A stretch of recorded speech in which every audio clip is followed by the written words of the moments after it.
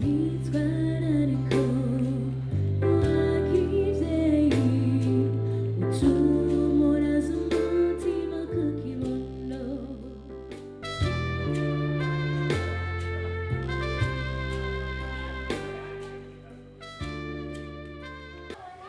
ndavuga simvura yemwe murantunga ikibwirwa n'icumva nawe urumviriza ko twahuye nkiri umuyabaga.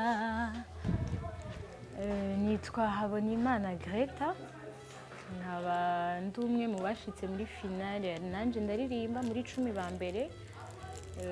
Nkaba nsanzwe ndirimba, navuga ko ndirimba kuva nkiri umwana kubera nakuriye mu makorale.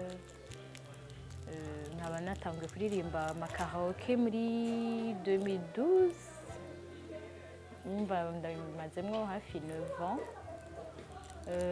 Nkaba narize amashuri yisumbuye, nize lettres kuri lycée du Lac, hama niga université, niga sciences infirmières.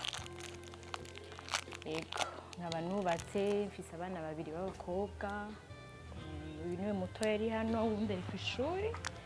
Ego